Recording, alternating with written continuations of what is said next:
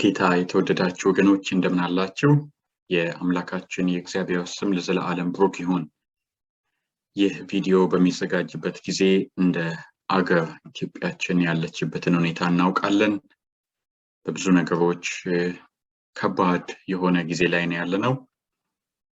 እግዚአብሔር ይህንን ጊዜ እንዲያሳልፈን ነገሮችን መልካም አገራችንን ሰላም እንዲያደርግልን እንጸልያለን።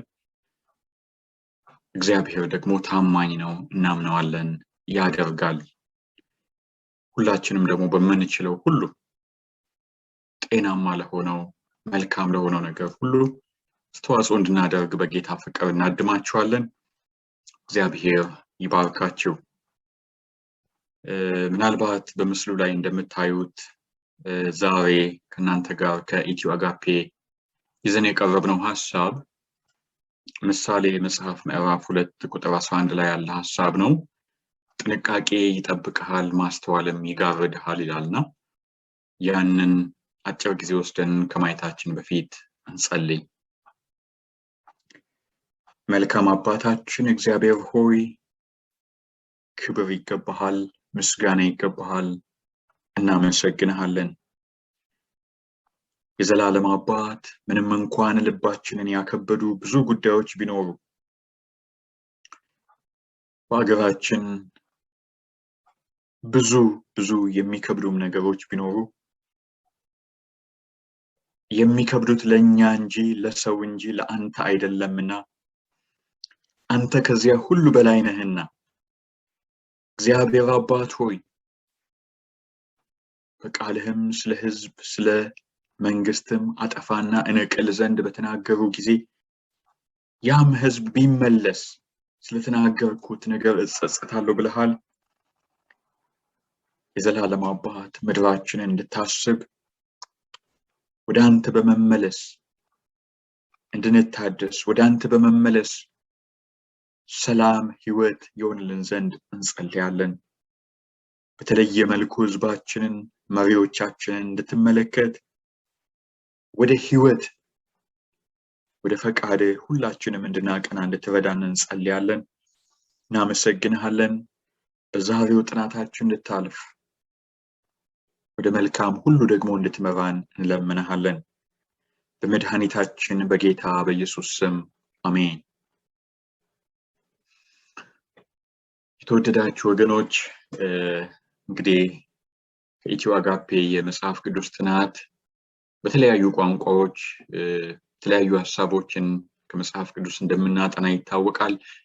በተለየ ደግሞ ከቅርብ ጊዜ ወዲህ በአገራችን አነጋጋሪ በሆኑ ጉዳዮች በተለይም በክርስትና በፕሮቴስታንት የክርስትና እምነት ዙሪያ ማለት ነው አንዳንድ ሐሳብ መለዋወጥ መጀመራችንን ታስታውሳላችሁ። እስካሁን ንቁ ወይም የቤተ ቅናት ይበላኛል የሚል አንድ ፕሮግራም በዚህ ዙሪያ ሰርተን ነበር።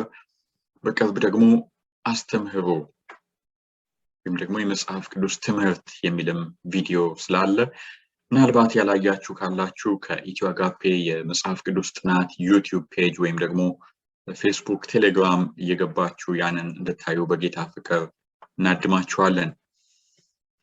ዛሬ ላይ ሁለት ሐሳቦችን ነው በቅርብ ካገኘናቸው ለአየር ከበቁ በሳምንት ጊዜ ውስጥ ይመስለኛል ሁለቱን እንድንነጋገርባቸው መርጠናል። አንዱ ወንድም ዘማሪ ካሳሁን ለማ አሁን ፓስተር እንደሆነም እየሰማን ነው። ፓስተር ካሳሁን ለማ እንደዚሁ አገልጋይ ዶክተር ወዳጄነህ መሐረነ ጋር ያደረገውን ከአንድ ክፍል በላይ እንደሆነ እናስባለን። ክፍል 2 ይቀጥላል ስለሚል ስለዚህ ክፍል 1 ላይ በተነሱ ሐሳቦች ላይ ጥቂት ነገሮች መወያየት ፈለግን።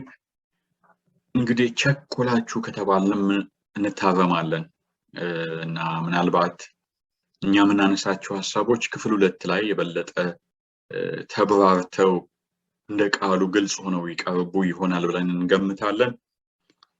ካልሆነም ደግሞ እዚያ ላይ አንዳንድ ነገሮችን አብራርቶ ለማንሳትም እድል ይኖር ይሆናል ከዚህ መነሻ በማድረግ ማለት ነው። ወይም ደግሞ ለሌሎችም አንዳንድ ሐሳቦችን ይሰጣል በማለት ነው ይሄንን እናንሳ የወደድነው። እንደዚሁም ደግሞ በፊት በሚራክል መኒ ኤቲኤም ጋር ተያይዞ ስሙን ብዙዎች የሚያነሱት እኛም በዛ ዙሪያ ሐሳቦች ያነሳን አገልጋይ ኢዮብ ጭቦ ይመስለኛል ስሙን እሱ በሌላ ስለሚጠራ ነገር ግን በቅርብ አንድ አገልጋይ ወንድም ዘላለም የሚባል ኢዮብ ያለ ስሙን ስላነሳ በዛ መሄድ ወደናል። እሱም ላይ በቅርብ ከለቀቀው ማስታወቂያ ጋር ተያይዞ ጥቂት ሐሳቦችን ለማለት እንፈልጋለን። እነዚህን ነገሮች ሁሉ በቅንነት ለእግዚአብሔር ክብር ለኛም ለመማማርና ለእግዚአብሔር ቤት ለቤተ ክርስቲያን መታነስ እንደምናደርግ እንዲወሰድልን በጌታ ፍቅር እናድማችኋለን፣ እንጠይቃችኋለን። በተለይም ስማችሁን የምናነሳ ሰዎች ሁላችንም የአንድ አባት የአንድ አምላክ ልጆች ነን። እየተናነጽንና እየተማማርን ወደ ቤታችን ወደ አገራችን የመግባት ዓላማ ያለን ሰዎች ነን። ይህን ካልኩ በኋላ በተለየ መልኩ ደግሞ ወንድሜን ዘማሪ ካሳሁን ለማን አንድ ሐሳብ ላነሳ ፈልጋለሁ። 1998 ዓመተ ምህረት ይመስለኛል የኮሌጅ ትምህርቴን ጨርሼ ስራ ይዤ እንግዲህ እንደመደራጀት ማለት ነው ለመጀመሪያ ጊዜ ቴፕ ስገዛ የገዛሁት የዚህን ወንድም ዝማሬ ነበር። አንድ ካሴት አንድ ቴፕ ገዝቼ ወደ ቤቴ እንደገባው አስታውሳለሁና ቢመሽም ይነጋል የሚል ዝማሬ ማለት ነው። በጣም እስካሁን የምንወደው መዝሙር ነው። ሌሎችም በርካታ አገልግሎቶች አሉት። ስለዚህ በጣም እንደምናከብረህ እንደምንወድህ ልንገልጽልን እንፈልጋለን። እግዚአብሔር ደግሞ ሁላችንንም የበለጠ እሱን በማወቅ እንደሚያሳድገን እናምናለን። እንግዲህ ግሎሪ ዞን ሾው ሚዲያ የሚል አገልግሎት እንዳለው ፓስተር ካሳሁን ይታወቃልና እዛ ላይ እንግዲህ እሱ ራሱ እንደሚናገረው የሚያቀርባቸው ሰዎች በተለያየ ሁኔታ የቤተ ክርስቲያን አገልጋዮች መሪዎች የሆኑ በተለየ መልኩ ደግሞ አከራካሪ አወዛጋቢ ኮንትሮቨርሻል የሆኑ ሰዎችን ጭምር እንደሚያቀርብ ይነግረናልና ከነዚያ ውስጥ አንዱ ደግሞ ይሄው ዶክተር ወዳጄነህ እንደሆነ ነግሮናል። እውነትም አነጋጋሪ ጉዳዮች አወዛጋቢ ጉዳዮች በዚህ አገልጋይ ዙሪያ ሲነሱ እናውቃለን፣ በማህበራዊ ሚዲያ በተለይም ማለት ነው። አሁንም በእነዚያ ዙሪያ ነው ፓስተር ካሳሁን እነዚህን ጥያቄዎች ሲያነሳ የነበረው። ሙሉን እዚያ ሄዳችሁ እንድታዩና ለራሳችሁ ከእግዚአብሔር ቃል አንጻር እንድትፈትሹ መልካሙን እንድትወስዱ መልካም ያልሆነ የምትሉትን ደግሞ እንድትተው ብቻም ሳይሆን እንደዚሁ ለአገልጋዮቹም ለሌሎችም ወገኖች እንድታካፍሉ በጌታ ፍቅር እናድማችኋለን። ይህን ካልን በኋላ ቢያንስ ሁለት ነጥቦች ላይ በተለየ መልኩ ጥያቄ ስለፈጠረብኝ ከኢትዮ አጋፔ ይህን ሐሳብ ይዘን ቀርበናል። ሁለቱንም ነጥቦች አጫጭር ስለሆኑ አይተናቸው እንመለሳለን። መልካም ጊዜ። እንደዛ ግን 21 ዓመት በድካምም በብርታትም የኢትዮጵያ ወንጌላውያን አብያተ ክርስቲያናትን አገልግያለሁ። ከዛ በኋላ ግን ያልቃል፣ አንድ ቦታ ላይ ያለ አገልግሎት ያልቃል። ለምሳሌ አንተ አማኑኤል ነበር አይደለም? ናዝሬት አማኑኤል የነበረው አገልግሎት ሲያልቅ መጥተህ እዚህ ቤተክርስቲያን ተክለ ማገልገል ጀመርክ። ልክ እንደዛው እኔ በኢትዮጵያ ወንጌላውያን አማኞች መካከል ያለኝ አገልግሎት አሁን ያለቀ ይመስለኛል ወይ አልቋል። በጣም እናመሰግናለን። እንደገና ተገናኝተናል። እንዳያችሁት እንግዲህ ዶክተር ወዳጄነህ የወንድም ካሳሁን ለማ አገልግሎት በሆነ ቦታ ላይ እንደጀመረ ከዚያም እንዳለቀ አሁን ደግሞ ሌላ አገልግሎት እንደጀመረ ሌላ ምዕራፍ እንደጀመረ በመናገር ዶክተር ወዳጄ የሱም አገልግሎት ኢትዮጵያ ውስጥ እንዳበቃ እንደሚያስብ ሲያነሳ ነበርና እንግዲህ መቼም እነሱም እንዳሉት አወዛጋቢ ነን ወይም አወዛጋቢ ጉዳዮች እንደቀልድም ያነሱ እንዳሉት እናነሳለንና በግልኛንም አወዛግቦናል። እኔን በተለየ መልኩ በጣም አወዛግቦኛልና አወዛጋቢ ነው ብቻ ብዬም ልተው አልፈለኩም። አንዳንድ ጥያቄዎች ላነሳ ልሞግት ፈልጌያለሁ። ዶክተር እውነት ለመናገር ስለ አንተም አላነሳውም መጀመሪያ እንጂ ብዙ ክርስቲያኖች ብዙ የሀገራችን ሰዎች በተለይም በፕሮቴስታንት ክርስትና ውስጥ ያሉ ሰዎች በመልካም ስምህን አገልግሎትን የሚያውቁ እንደነበር ይታወቃል። አሁን እነዚህ አይነት ነገሮች ደግሞ እየተከሰቱ እንዳለ አንተም እያነሳ ስለሆነ እንጋራለን። አንዱ ያወዛገበኝ ጉዳይ ፓስተር ካሳሁን አንተ ናዝሬት አማኑኤል ቤተክርስቲያን ነበርክ፣ የዚያ ህብረት የዚያ መዝሙር አገልጋዮች ቡድን አባል ነበርክ። እዛ ያለ አገልግሎት ደግሞ ሲያበቃ እዚህ መጥተህ ቤተክርስቲያን ተክለህ ብዙ መጽሐፍት ጽፈህ ፓስተር ነህ የሚል ሐሳብ ነውና ይህንን እንደቀላል ወስደው አልፈለኩም። ምክንያቱም አሁን ሀገራችን ውስጥ ያለው ዝንባሌ አቅጣጫ ይሄን እንደ ተገን ይዞ እንግዲህ በምንም አይነት የሐሳብ መነሻ በምንም አይነት ሞቲቭ ይባል ይዞ በመልካም ያልሆነ አቅጣጫ እንደሚገፋበት አሰብ ቀድሞም በዚያው ላይ ሰምጦበት ያለው የሀገራችን በአጠቃላይ የፕሮቴስታንት እንቅስቃሴ ማለት ይቻላል። እኔ የሰባተኛ ቀን አድቬንቲስት ቤተክርስቲያን አባል ነኝ። እንግዲህ አድቬንቲስትም የፕሮቴስታንት እምነት አካል ስለሆነች ማለት ነው ይሄንን ሐሳብ ማነሳውና ያ ብቻ አይደለም። የኔው ቤተክርስቲያን አባል የሆኑ እህቶች ወንድሞች ሆነው እንደዚህ ያሉ አመለካከቶችን ሰብስክራይብ የሚያደርጉ አሜን እያሉ የሚለጥፉ ሼር ላይክ የሚያደርጉ ስለሚገጥሙን በአጠቃላይም ለሀገራችን ማህበረሰብ ክርስቲያን ለሆነውም ላልሆነው ይጠቅማል ብዬ ስለማምን ነው ይሄንን ማነሳውና ዶክተር እስኪ ምናልባት እድሉን ካገኘ እዚህ ላይ ብታብራራልን ደስ ይለናል። በክፍል 2 ሊሆን ይችላል ወደፊትም በሚነሱ ቃለ መጠይቆች ወይም በግል በምትሰራቸው ፕሮግራሞች የዚህን አገላለጽ የዚህን አቀራረብ አደጋ እንደው በደንብ ብትዳሰስልን ደስ ይለናል። ይህንን እንደሰማሁ እኔ መጀመሪያ ወደ ልቤ የመጣው ኦኬ ዛሬ እኔ ያለሁበትን ቤተክርስቲያን ነግሬያችኋለሁ። መቼ ነው ታዲያ የኔ የአድቬንቲስት ቤተክርስቲያን ቆይታዬ አብቅቶ በአዲስ ምዕራፍ በአዲስ ብርሃን የሰላምና ፍቅር ዓለም አቀፍ ቤተክርስቲያን መስራችና ባለራዕይ ነብይ አትክልቶኝ የምገለጠው መቼ ነው እየጠየቅኩ እንግዲህ ጌታ ቢፈቅድ ለዘላለም እንደማልገለጥ አምናለሁ። አሁን እኮ ያለው አካሄድ በሀገራችን ወገኖች በጣም አደገኛ ነው፣ እጅግ በጣም አሳዛኝ ነው። እውነት ነው ጌታ ኢየሱስ ተልእኮ ሰጥቶናል። ተልእኳችን ቃሉ ላይ እንደዚህ በማለት ነው የተቀመጠው።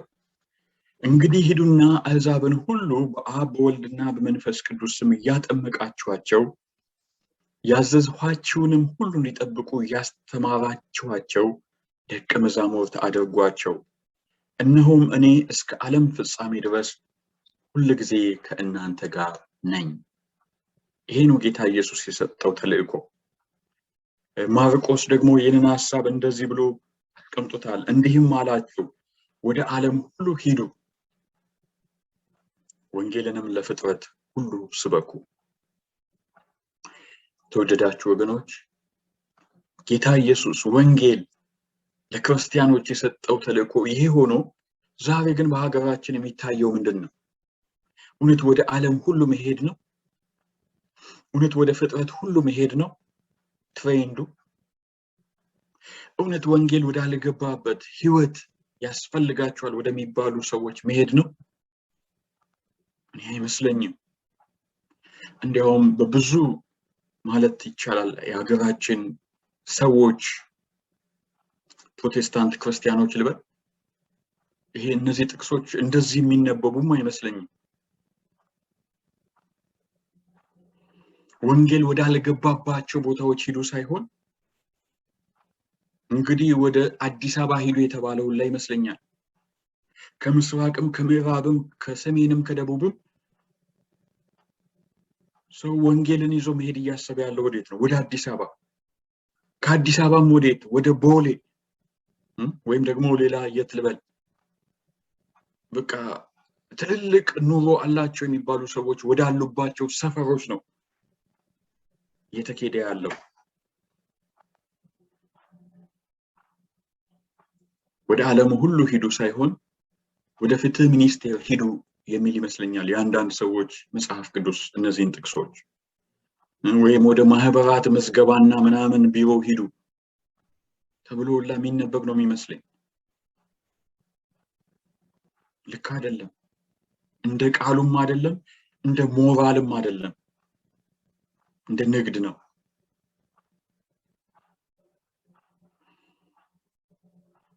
እኔ ወንድም ካሳውንን እንደነገርኳችሁ ማቀው በዝማሬው ነው።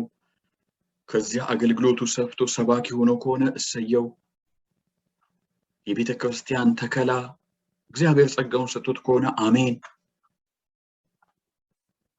ነገር ግን የሆነ ቤተ ክርስቲያን አባልነት ምዕራፉ አብቅቶ በሌላ ስም አሁን አላቅም በዚያ ስም ይሁን በምን ስም ይሁን ቤተ ክርስቲያን የተከለው አላቅም። ነገር ግን በሀገራችን ያለውን ይህንን ትሬንድ ከወሰድ በሌላ ስም የመሆን እድሉ ጠባብ አይደለም።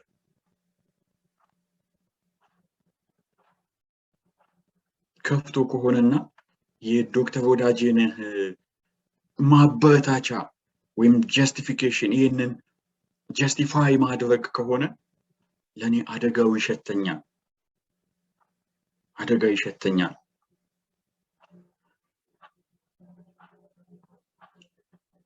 በዚህ ጉዳይ ብዙ ስለተባለ ጊዜ ማጥፋት አልፈልግም። የትልልቆቹ ቤተክርስቲያን ኢትዮጵያ ውስጥ ያሉት ቤተክርስቲያኖች እኮ ብዙ አገልጋዮች ጀማሪ አገልጋዮች ዛሬ በዛው ቤተክርስቲያን እንዴት አገልግሎታቸው እንደሚያድግ እንዴት አንጋፋ አገልጋይ እንደሚሆኑ ነው እያሰቡ ያሉት። ወይም ደግሞ የቤተክርስቲያን ተከላ ራዕይ ልባቸው ውስጥ ካለ እንበልና የቀጠና 2 ሙሉ ወንጌል አገልጋይ ከሆነ እያሰበ ያለው ወደ ሩቅ ሀገር ሄዶ እዛ ሙሉ ወንጌል ቤተክርስቲያንን ተክሎ ወይም ደግሞ ከማዕከል ጋር የሥራ ግንኙነት ፈጥሮ እንዴት ነፍሳትን እንደሚያድን ነው እውነት እያሰበ ያለው። ዛሬ ሀገራችን አገልጋይ አድቬንቲስትም ከዚህ ኢሚዩን አይደለችም። እንዴት ነው በሀገራችን ያለው ትሬንድ? ወይስ እንዴት ዳስ እንትከል፣ እንዴት ስም እንሰይም፣ እንዴት የሆነ ቢዝነስ ኢንተርፕሪነር እንሁን አይነት ነው አካሄዱ። ስለዚህ ምናልባት የዶክተር ወዳጄነህ አነጋገር እንዲህ ለማለት ላይሆን ይችላል። ነገር ግን እኔ እንዲህም ሊስተዋል እንደሚችል ለዚህም ካባ ሊሆን እንደሚችል ስለሸተተኝ እዚህ ላይ በደንብ ልናስተውል ያስፈልጋል።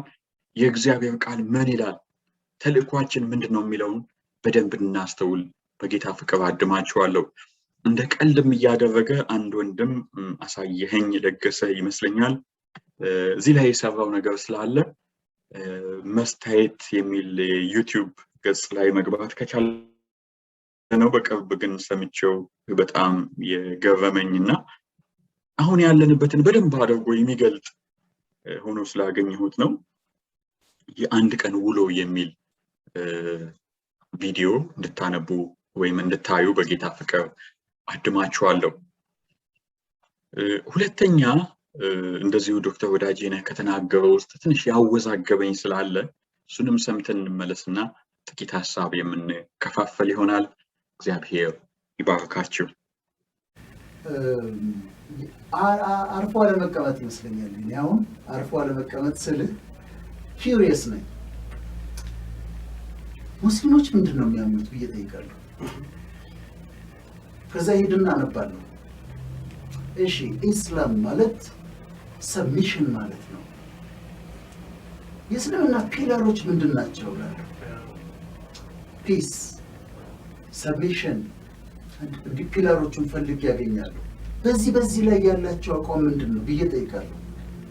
ኢየሱስን ይጠላሉ እንዴ ሙስሊሞች ብዬ ጠይቃለሁ። አነባለሁ ሄድና ከዛ የቲዮሪ ኦፍ ሪሰሲቴሽን ቲዮሪ ኦፍ ሰብስቲቲዩሽን የሚባል አላቸው። እሺ አሁን ኢየሱስን ኢሳን ሊሰቅሏቸው ሲወስዷቸው አላህ ሬስኪው አረጋቸውና እሳቸውን ይሁዳን ሰብስቲዩት አደረገው። ቲዮሪ ኦፍ ሰብስቲቲዩሽን ይባላል። ቲዮሪ ኦፍ ሪሰሲቴሽን ደግሞ መስቀል ላይ አወጣቷቸዋል፣ ግን ሪሰሲቴት አደረጉ፣ እንደገና ነፍስ ዘሩ፣ አልሞቱም። እንዲህ ነው እንደሚያስቡት ብዬ እገረማለሁ። ስለዚህ ከእስልምና የማደንቃቸው 10 ነጥቦች ብዬ ልነግርህ ይችላል። ሊያናድድህ ይችላል፣ ዶክተር ሊያናድድህ ይችላል። ልክ እንደዚሁ ካቶሊኮችን ሄጄ ያጠናለሁ። እንደውም በጣም የሚገርምህ ጥልቅ የሆነ ቲዮሎጂ ማንበብ ስፈልግ ካቶሊኮች ዶክመንት ጋር ነው የሚሄደው። እንኳን ደህና መጣችሁ ተመልሳችሁ። እግዚአብሔር የተመሰገነ ይሁን። ዶክተር መቼም በጣም እንደምወድ እንደማከብር ታውቃለህ። እዚህም ላይ አወዛግበኸኛል፣ አልደብቅህም፣ አወዛግበኸኛል። ምንድነው ያወዛገበህ ብባል እንግዲህ ለዶክተር ወዳጄነህ ወይም ለፓስተር ካሳሁን እንግዳ ይሆናል ብዬ አላስብም። ግን ምናልባት አንድም ሁለትም ሰው ሆኖ ይሄን ሐሳብ ለመጀመሪያ ጊዜ የሚሰማው ካለ አንዳንድ የመጽሐፍ ቅዱስ አስተማሪዎች የእግዚአብሔር ቃል ኃጢአትን በሁለት ይከፍለዋል ይላሉ። በእንግሊዝኛ the sin of commission and the sin of omission። የማድረግ ኃጢአት ወይም የመፈጸም ኃጢአት፣ እንደዚሁም ደግሞ ሁለተኛው የአለማድረግ ኃጢአት፣ የአለመፈጸም ኃጢአት። ምሳሌ መውሰድ እንችላለን። የእግዚአብሔር ቃል ሲናገር በ10ቱ ትእዛዛት ውስጥ ማለት ነው አንዱ ምንድነው የሚለው? አትግደል። ስለዚህ መግደል ምንድነው ማለት ነው? ኃጢአት። አንድ ሰው ከገደለ ግድያን የመፈጸም ኃጢአት። አታመንዝር ይላል። ስለዚህ አንድ ሰው ካመነዘረ በእንግሊዝኛ don't commit adultery ነው የሚለው። ስለዚህ adultery ኮሚት ማድረግ ወይም ያንን የመንዘር ተግባር መፈጸም ምንድነው? ኃጢአት ነው። 10ቱንም ትእዛዛት አሁን አናነሳም። ለምሳሌ ብቻ እነዚህ ሁለቱን ወስደናል። ሌላስ? ለምሳሌ አስራቴን ወደ ጎተራዬ አግቡ ይላል የእግዚአብሔር ቃል። እንደውም ሰርቃችሁኛል ሁላ ይላል ከአስራት ጋር በተያያዘ ሐሳብ። ስለዚህ አንድ ሰው የእግዚአብሔር የሆነውን ካገኘው በማንኛውም መልኩ ከግብርና ሊሆን ይችላል፣ ከደሞዝ ሊሆን ይችላል፣ ከንግድ ሊሆን ይችላል፣ ከማንኛውም ጤናማ ምንጭ ካገኘው 1/10ኛውን ለእግዚአብሔር የማይመልስ ከሆነ ኃጢአት ነው? ኃጢአት አይደለም? ኃጢአት ነው። ግን የማድረግ ኃጢአት ነው ወይስ የአለማድረግ ኃጢአት ነው? this is a sin of omission ወይም ደግሞ አስራትን ወደ እግዚአብሔር ጎተራ ያለማስገባት፣ ያለማድረግ፣ ያለመፈጸም ኃጢአት ነው። ከዚህ ሐሳብ ጋር ተያይዞ ዶክተር ወዳጄነህ ያነሷቸው ነገሮች አሉ። እዚህ ላይ ምንም አይነት sin of commission አላይም። አንድ ነገር የማድረግ ችግር አላይም። ያለማድረግ ችግር ግን ይታየኝ። እንዴት? curious እንደሆኑ ተናግረዋል እውነት ነው ጠያቂ ሞጋች ተመራማሪ ይሄ በጣም መልካም የሆነ የጸጋ ስጦታ ነው እኔ እንደዛ እንደሆነ እመኛለሁ እግዚአብሔር በረዳኝ ደግሞ ያንን ባህሪ ያንን ማንነት በህይወቴ ለማዳበር እጥራለሁ ሁላችንም እንደዛ አይነት መልካም የሆነ ስብዕና ሊኖረን ይገባል ያ ኪዩሪዮሲቲ ግን በምን ተገለጠ ለምሳሌ ሙስሊሞች በምንድነው የሚያምኑት እላለሁ በጣም መልካም ስለዚህ ጉዳይ ምን ይላሉ እላለሁ በጣም ጥሩ ማንበብ ሪሰርች ማድረግ ከዚያስ መጨረሻ ላይ ከሙስሊሞች የምወዳቸው ወይም ደግሞ ማደንቃቸው አንድ 10 ነጥቦች ብዬ ፓስተር ካሳሁን ያናድድ ይሆናል ፈገግታ ጋር እንግዲህ እዚህ ላይ ነው ዶክተር እኔ ትልቅ ጥያቄ አለኝ ፓስተር ካሳሁን ለምንድን ነው የሚያናድደው ስለ ሙስሊሞች በጣም የሚወዱላቸው የሚያደንቁላቸው መልካም እሴቶች ሊባሉ የሚችሉትን 10 ነጥቦች ስለጻፉ ፓስተር ካሳሁን ወይም አትክልት ወይም እህት ከሊት ወንድም ከሊ ለምንድን ነው የምንናደደው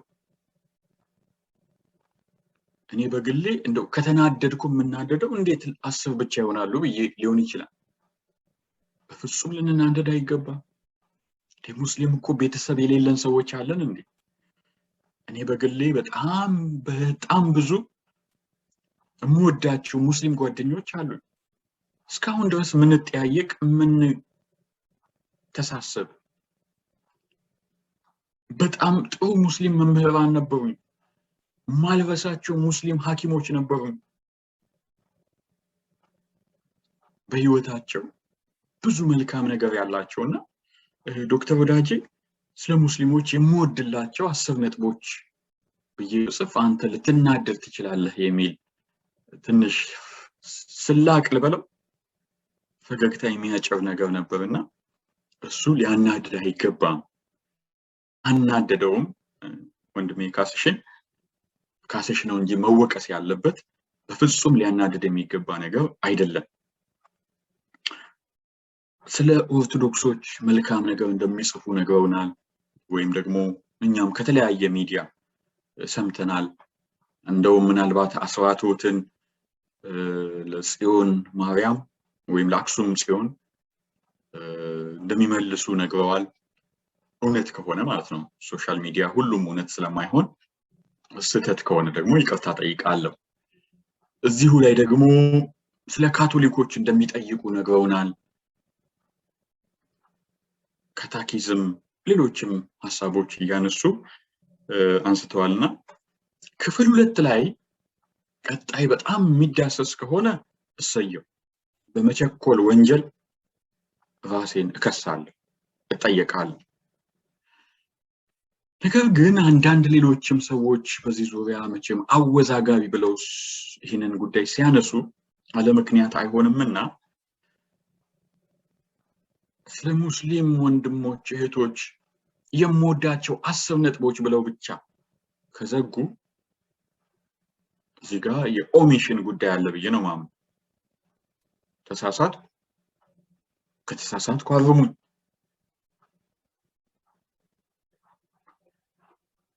ከካቶሊኮች የምወድላቸው ነገር ከኦርቶዶክሶች የምወድላቸው ነገር እሱ ደግሞ የወንጌል አማኝ ክርስቲያን እንደሆኑ ወይም ፕሮቴስታንት እምነት ተከታይ እንደሆኑ ይታሰባል ይገለጻልና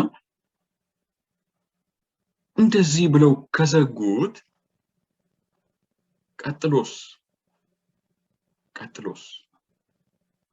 ስለዚህ እንደ አንድ ታናሽ ወንድም እንደ አንድ የቤተክርስቲያን ወጣት ወይም ሰው መጠብቀው ነገር ከሙስሊም ወገኖች የምወድላቸው 10 ነጥቦች ወይም ምናልባት 50 ቁልፍ ጉዳዮች ብለው ካነሱ በኋላ ሙስሊም ወንድሞቼና እህቶቼ ደግሞ እንደው የበለጠ ቢረዷቸው ምላቸው 3 ነጥቦች የሚል አይኖሩት የለም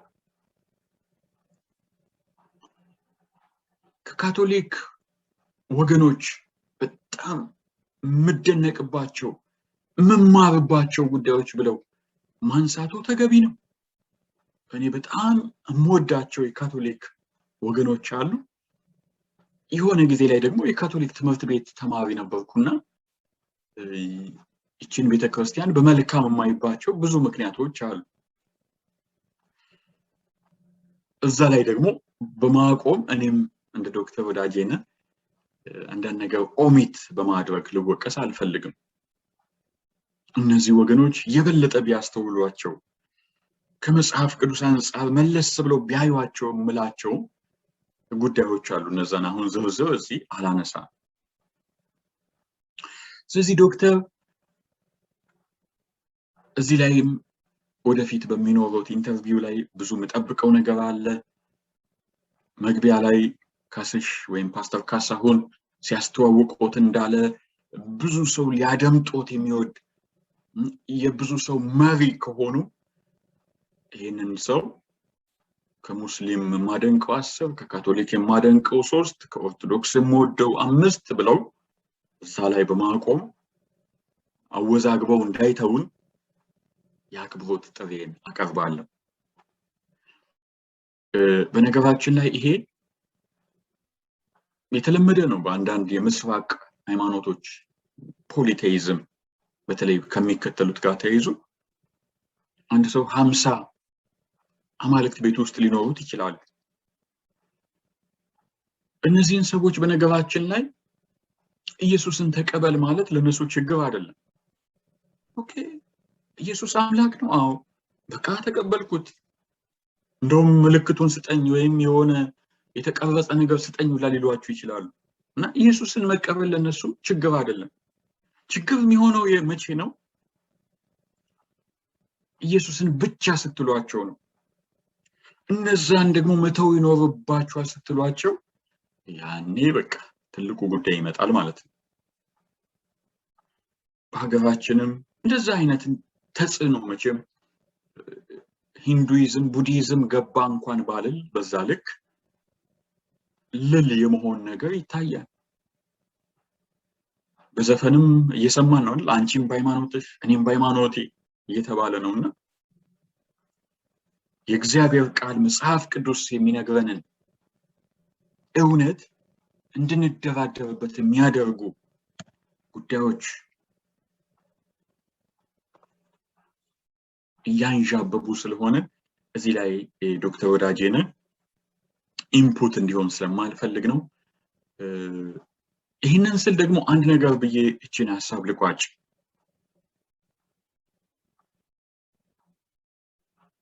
እዚህ ላይ በነገራችን ላይ ወንድም ዘላለው አሁንም ከፓስተር ካሳሁንና ኃይሉ ዮሐንስ ኢንተርቪው ጋር ተያይዞ ይመስለኛል ኃይሉ ዮሐንስ በግልም የሰጠውን ሐሳብ ተንተርሶ የሰጠው ትምህርት ስላለ ምናልባት ጥቂት ጊዜ ካገኛችሁ እዛ ላይ እውነትና ተፋልሶ ወይስ እያለ የሚቀጥል ሐሳብ አለ። እሱ እንድታዩ በጌታ ፍቅር አድማችኋለሁ። ይሄንን በምልበት ጊዜ እኛ ልክን እኛ እጹብነን እኛ ምንም የሚወጣልን የለም እነንትና ተሳስተዋል እነንትና ይመለሱ ምናምን አይደለም።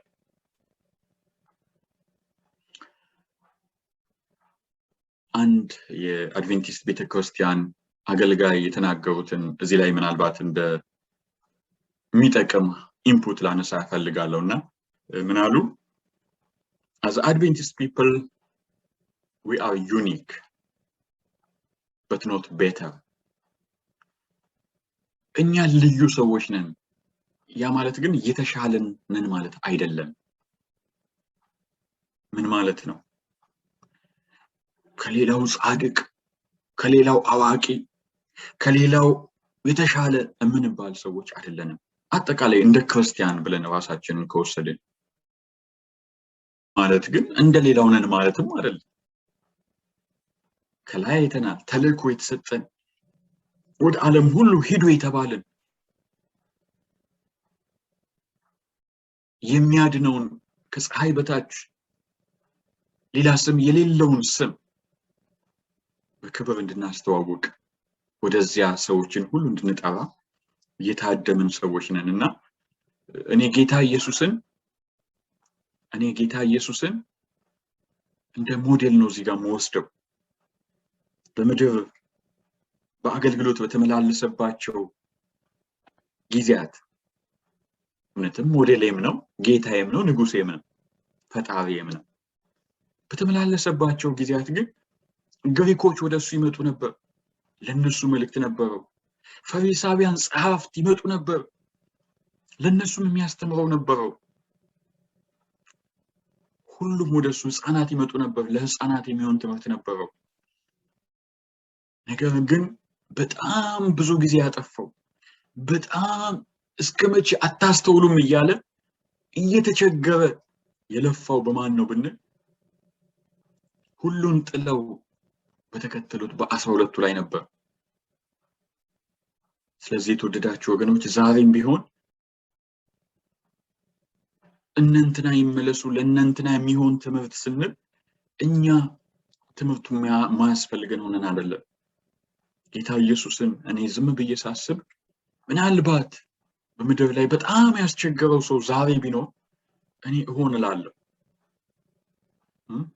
እንደዚህ አስተምራለሁ እያልኩ ለሱ ቆምኩ እያልኩ ግን ማን ያውቃል ሁላችንም በእግዚአብሔር ፊት በቅንነት ራሳችን ዝቅ አድርገን ልንመለስ ያስፈልጋል ቃሉ የሚለውን ግን ከፍ አድርገን ልንማማር ያስፈልጋል የመጨረሻ ሐሳብ አሁንም ኢዮብ ጭሮ አለቀቀንም ስለዚህ እኛም አንለቀውም እሱ ደግሞ በቅርብ ያለውን ሰምተን እንመለሳለን ሶሻል ሚዲያን በቴሌቪዥን በዩቲዩብም በፌስቡክ የሚታዩ ሰዎች ሁሉ ጥቅምት 27 ከዕለት ቅዳሜ ከጠዋቱ 4 ሰዓት ጀምሮ የፓርትነር ብቻ የተዘጋጀ ፕሮግራም አለ። ይሄ ጥቅምት 27 ማለት ቅዳሜ ነው። ቅዳሜ ከጠዋቱ 4 ሰዓት ጀምሮ የፓርትነር ብቻ የተዘጋጀ ፕሮግራም ነው። በዛን ቀን ለፓርትነር ሁሉ ለዛይት በእግር የሚታጠበት ቀን ነው። ፓርትነሮች ሁሉ ስትመጡ በዛን ቀን ለሁሉ ሰዎች በዛይት እግር ይታጠባል። እግዚአብሔር ከናንተ እግር ላይ ከተራመዳችሁ ምድር ሁሉ ላይ እስከዛሬ ድረስ ማባረክ ያልቻላችሁ እየሮጣችሁ ማባረክ ያልቻላችሁ እየሄዳችሁ ማባረክ ያልቻላችሁ ቤታችሁ ውስጥ በረከት መግባት ያልቻለ ሰዎች በዛን ቀን ጥቅምት 27 በዛይት እግር የሚታጠበት ቀን ነው። በዛን ቀን ግን ፓርትነር ሁሉ ለፓርትነሮች ሁሉ ይጸልያለሁ። የሚጸልየው ግን ለሁሉ ሰዎች በዛይት እግር ያጠብኩ ጸልያለሁ። እግዚአብሔር እንደተናገረው ደግሞ ቀንበር እንደሚሰበር አምናለሁ። በዛ ፓርትነር ፕሮግራም ላይ መምጣት የምትፈልጉ ሰዎች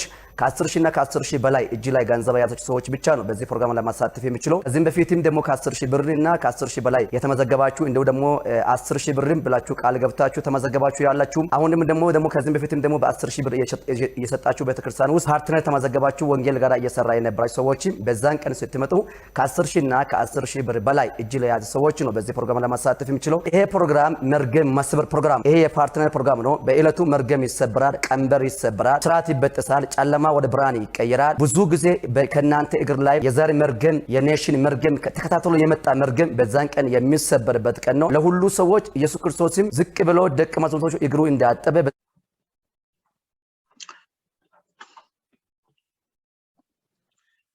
ተወደዳችሁ ወገኖች አሁን እውነት ለመናገር በጣም እያዘንኩ ነው። ትዕግስቴም እያለቀ ነው። የብዙዎችም ትዕግስት እንዳለቀ አውቃለሁ። ግን ያው መቼም መብት ነውና ዜጋ ነውና የመናገር መብት የአምልኮ መብት በሚል ካባ ስር እንደዚህ ሁሉ እየተደረገ ነው ማለት ነው።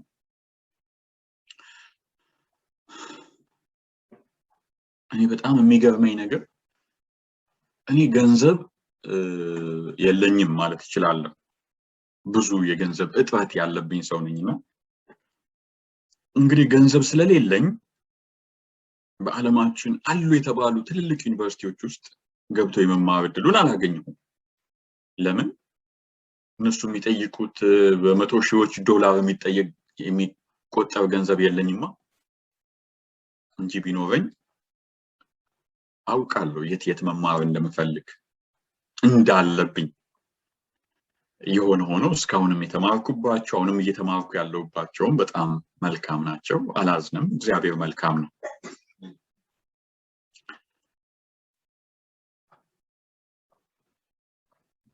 ገንዘብ ስለሌለኝ እንዴት ያሉ መኪኖች መንዳት የምፈልጋቸው እንዲኖረኝ የምፈልገው የህይወት ደረጃ አለ። አንድ ቀን ይመጣ ይሆናል፣ ባይመጣም ግን ችግር የለውም። ይሁን ሆኖ ገንዘብ የለኝም ብዬ ያጣኋቸው ነገሮች እንዳሉ አውቃለሁ። ግን በጣም ያናደደኝ የመጣው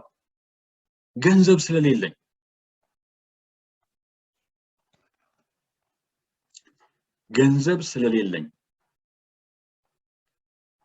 ቤተክርስቲያን አትምጣ ስባል፣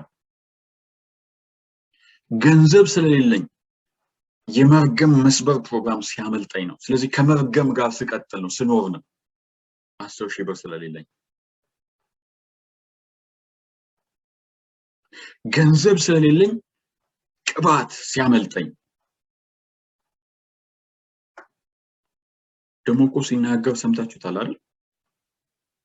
ጌታ ኢየሱስ እንዳደረገው እግራችሁን በዘይት አጥባለሁ። ስለዚህ ገንዘብ ስለሌለኝ ጌታ ኢየሱስ ያደረገው አገልግሎት መካፈል ሳልችል ስቀር እኔ እንዴት እንደምችለው አላውቅም።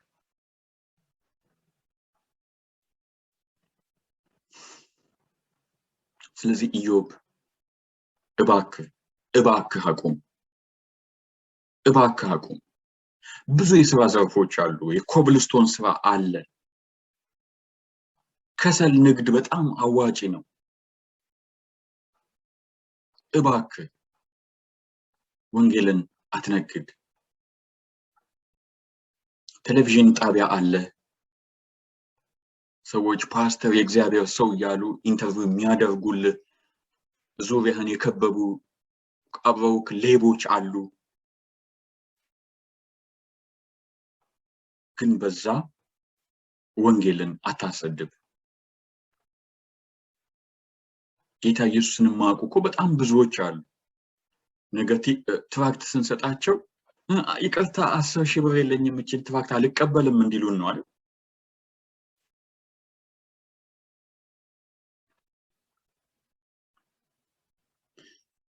እዚህ ላይ አንድ ሐሳብ ላንሳ። አሁን እንዳየነው ኢዮብ ጌታ ኢየሱስ እንዳደረገ የሚል ሐሳብ ሲናገር ነበርና እውነት ነው። ጌታ ኢየሱስ የደቀ መዛሙርቱን እግር አጥቧል። እስኪ ክፍሉን ሄደን እናነበው። መጽሐፍ ቅዱስ ምን ይለናል? ጌታ ኢየሱስ እንዳደረገ ስላለ ማለት ነው። ጌታ ኢየሱስ ያደረገው እንደዚህ ነበር። ኢየሱስም ከፋሲካ በዓል በፊት ከዚህ ዓለም ወደ አብ የሚሄድበት ሰዓት እንደደረሰ አውቆ በዚህ ዓለም ያሉትን ወገኖቹን የወደዳቸውን እስከ መጨረሻ ወደዳቸው። ሌላ ጥቂት ሐሳብ አለ። ከእራትም ተነሳ፣ ልብሱንም አኖረ፣ ማበሻ ጨርቅም ወስዶ ታጠቀ፣ በኋላም በመታጠቢያው ውሃ ጨመረ፣ የደቀ መዛሙርቱንም እግር ሊያጥብና በታጠቀበትም ማበሻ ጨርቅ ሊያብስ ጀመረ ይላል። ዮሐንስ ወንጌል ምዕራፍ 13 ሙሉውን ብታነቡት ሐሳቡን ታገኛላችሁ። ኢዮብ ጌታ ኢየሱስ እንዳደረገ ስትል ነበር። ጌታ ኢየሱስ 10,000 ብር እያስከፈለ ነበር እግር ሲያጥብ የነበረው። እንግዲህ ጌታ ኢየሱስ እንዳደረገ ከሆነ ልታደርግ ያሰብከው ጌታ ኢየሱስም 10,000 ብር 9,999 ብር አልቀበልም 10,000 ብር ይዛችሁ ካልመጣችሁ እያለ ነበር እግር ሲያጥብ የነበረው። በጣም ያሳዝናል። ተወደዳችሁ ወገኖች 10,000 ብር እየከፈላችሁ መቼም ቤተክርስቲያን አይደለም ቲያትር ቤት ነው፣ ሂዱና ቲያትር እዩ። 10,000 ብር እየከፈላችሁ ሂዱና ቲያትር ስሩ። ግን ቤተክርስቲያን እንዳይደለ በጌታ ፍቅር በጌታ ቃል ልነግራችሁ እወዳለሁ። ምክንያቱም ጌታ ኢየሱስ ያደረገው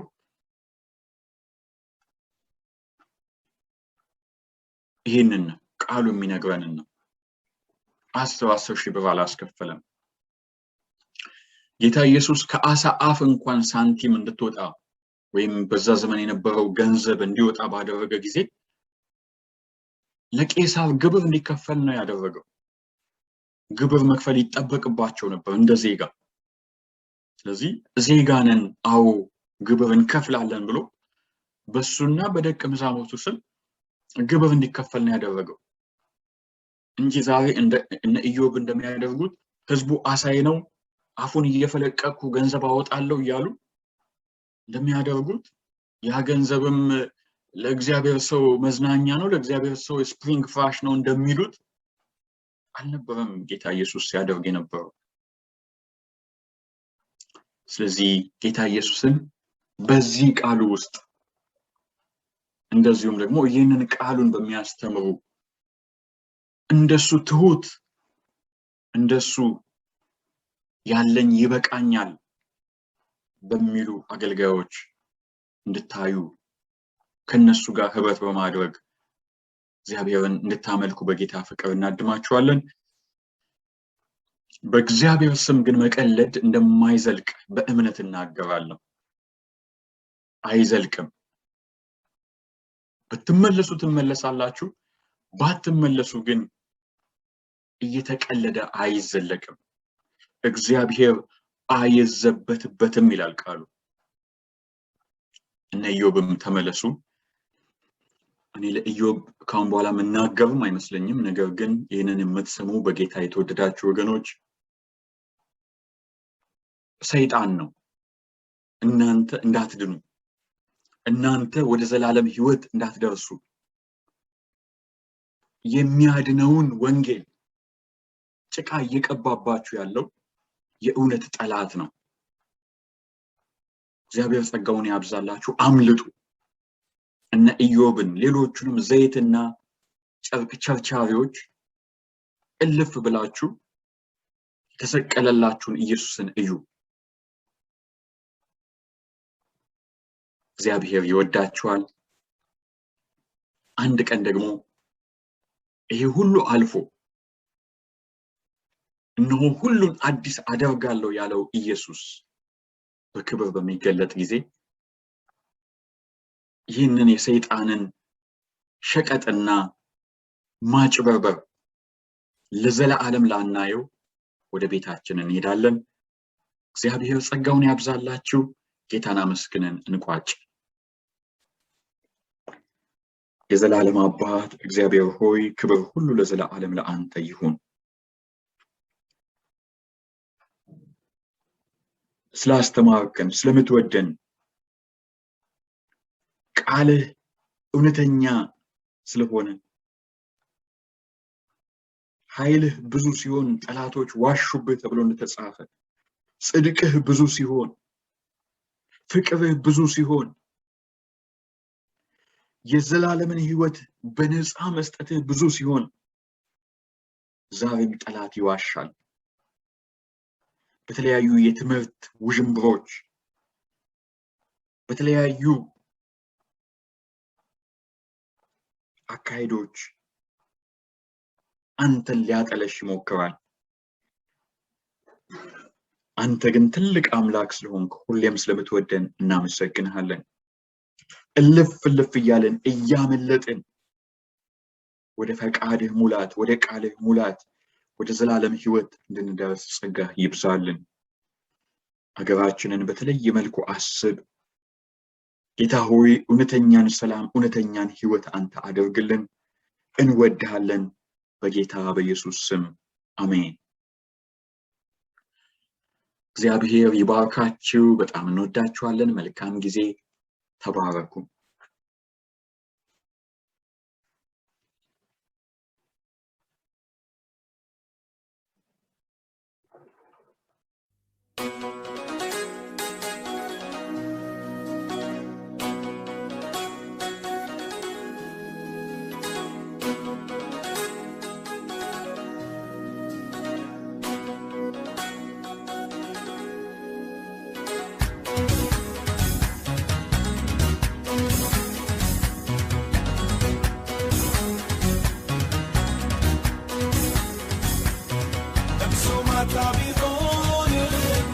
What does that mean?